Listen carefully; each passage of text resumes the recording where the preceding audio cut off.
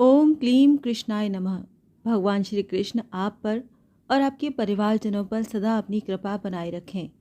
श्रीमद् भागवत महापुराण द्वितीय स्कंध तृतीय अध्याय। कामनाओं के अनुसार विभिन्न देवताओं की उपासना तथा भगवत भक्ति के प्राधान्य का निरूपण। श्री सुखदेव जी ने कहा, परीक्षित, तुमने मुझसे जो पूछा था कि मरते समय बुद्धिमान मनुष्य को क्या करना चाहिए, इसका उत्तर मैंने तुम्हें दे दिया। जो ब्रह्म तेज का इच्छुक हो वो बृहस्पति जी की, जिसे इंद्रियों की विशेष शक्ति की कामना हो वो इंद्र की, और जिसे संतान की लालसा हो वो प्रजापतियों की उपासना करे।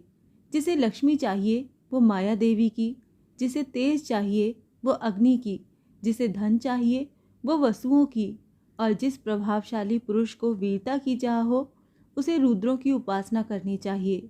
जिसे बहुत अन्न प्राप्त करने की इच्छा हो वो अदिति की, जिसे स्वर्ग की कामना हो वो अदिति के पुत्र देवताओं की, जिसे राज्य की अभिलाषा हो वो विश्व देवों का, और जो प्रजा को अपने अनुकूल बनाने की इच्छा रखता हो उसे साध्य देवताओं का आराधन करना चाहिए।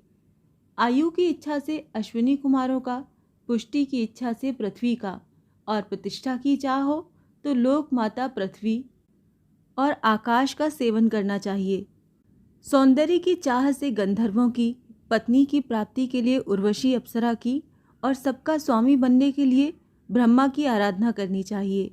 जिसे यश की इच्छा हो वो यज्ञ पुरुष की, जिसे खजाने की लालसा हो वो वरुण की, विद्या प्राप्त करने की आकांक्षा हो तो भगवान शंकर की, और पति पत्नी में परस्पर प्रेम बनाए रखने के लिए पार्वती जी की उपासना करनी चाहिए। धर्म उपार्जन करने के लिए विष्णु भगवान की, वंश परंपरा की रक्षा के लिए पितरों की, बाधाओं से बचने के लिए यक्षों की, और बलवान होने के लिए मरुदगणों की आराधना करनी चाहिए।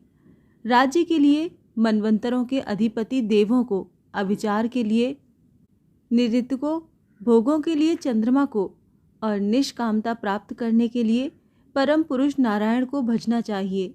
और जो बुद्धिमान पुरुष हैं वो चाहे निष्काम हो, समस्त कामनाओं से युक्त हो अथवा मोक्ष चाहता हो, उसे तो तीव्र भक्ति योग के द्वारा केवल पुरुषोत्तम भगवान की ही आराधना करनी चाहिए। जितने भी उपासक हैं उनका सबसे बड़ा हित इसी में है कि वो भगवान के प्रेमी भक्तों का संग करके भगवान में अविचल प्रेम प्राप्त कर लें। ऐसे पुरुषों के सत्संग में जो भगवान की लीला कथाएं होती हैं उनसे उस दुर्लभ ज्ञान की प्राप्ति होती है जिससे संसार सागर की त्रिगुणमयी तरंगमालाओं के थपेड़े शांत हो जाते हैं। हृदय शुद्ध होकर आनंद का अनुभव होने लगता है। इंद्रियों के विषयों में आसक्ति नहीं रहती। केवल्य मोक्ष का सर्वसम्मत मार्ग भक्ति योग प्राप्त हो जाता है। भगवान की ऐसी रसमयी कथाओं का चस्का लग जाने पर भला कौन ऐसा है जो उनसे प्रेम न करे। शौनक जी ने कहा, सूत जी, राजा परीक्षित ने सुखदेव जी की ये बात सुनकर उनसे और क्या पूछा। वो तो सर्वज्ञ होने के साथ ही साथ मधुर वर्णन करने में भी बड़े निपुण थे।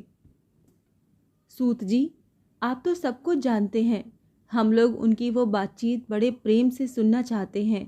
आप कृपा करके अवश्य सुनाइए, क्योंकि संतों की सभा में ऐसी ही बातें होती हैं जिनका पर्यवसान भगवान की रसमयी लीला कथा में ही होता है। पांडुनंदन महारथी राजा परीक्षित बड़े भगवत भक्त थे। बाल्यावस्था में खिलौनों से खेलते समय भी वो श्री कृष्ण लीला का ही रस लेते थे। भगवनमय श्री सुखदेव जी भी जन्म से ही भगवत परायण हैं। ऐसे संतों के सत्संग में भगवान के मंगलमय गुणों की दिव्य चर्चा अवश्य ही हुई होगी, जिसका समय भगवान श्री कृष्ण के गुणों के गान अथवा श्रवण में व्यतीत हो रहा है, उसके अतिरिक्त सभी मनुष्यों की आयु व्यर्थ जा रही है। ये भगवान सूर्य प्रतिदिन अपने उदय और अस्त से उनकी आयु छीनते जा रहे हैं। क्या वृक्ष नहीं जीते? क्या लुहार की धौंकनी सांस नहीं लेती? गांव के अन्य पालतू पशु क्या मनुष्य पशु की तरह खाते पीते या मैथुन नहीं करते? जिसके कान में भगवान श्री कृष्ण की लीला कथा कभी नहीं पड़ी, वो नर पशु, कुत्ते, ग्राम सूकर, ऊंट और गधे से भी गया बीता है। सूत जी, जो मनुष्य भगवान श्री कृष्ण की कथा कभी नहीं सुनते उसके कान बिल के समान है। जो जीव भगवान की लीलाओं का गायन नहीं करती वो मेंढक की जीभ के समान टर टर करने वाली है, उसका तो न रहना ही अच्छा है। जो सिर कभी भगवान श्री कृष्ण के चरणों में झुकता नहीं, वो रेशमी वस्त्र से सुसज्जित और मुकुट से युक्त होने पर भी बोझ मात्र ही है। जो हाथ भगवान की सेवा पूजा नहीं करते, वो सोने के कंगन से भूषित होने पर भी मुर्दे के हाथ के समान है। जो आंखें भगवान की याद दिलाने वाली मूर्ति, तीर्थ, नदी आदि का दर्शन नहीं करती, वो मोरों की पंख में बने हुए आंखों के चिन्ह के समान निरर्थक हैं। मनुष्यों के वो पैर चलने की शक्ति रखने पर भी न चलने वाले पेड़ों जैसे ही हैं, जो भगवान की लीला स्थलियों की यात्रा नहीं करते। जिस मनुष्य ने भगवत प्रेमी संतों के चरणों की धूल कभी सिर पर नहीं चढ़ाई, वो जीता हुआ भी मुर्दा है। जिस मनुष्य ने भगवान के चरणों पर चढ़ी हुई तुलसी की सुगंध लेकर उसकी सराहना नहीं की, वो श्वास लेता हुआ भी श्वास रहित शव है। सूत जी, वो हृदय नहीं लोहा है, जो भगवान के मंगलमय नामों का श्रवण कीर्तन करने पर भी पिघल कर उन्हीं की ओर बह नहीं जाता। जिस समय हृदय पिघल जाता है, उस समय नेत्रों में आंसू छलकने लगते हैं और शरीर का रोम रोम खिल उठता है। प्रिय सूत जी, आपकी वाणी हमारे हृदय को मधुरता से भर देती है। इसीलिए भगवान के परम भक्त, आत्मविद्या विशारद श्री सुखदेव जी ने परीक्षित के सुंदर प्रश्न करने पर जो कुछ कहा, वो संवाद आप कृपा करके हम लोगों को सुनाइए। श्रीमद् भगवत पुराण द्वितीय स्कंध तृतीय अध्याय यहाँ समाप्त होता है। ओम क्लीं कृष्णाय नमः।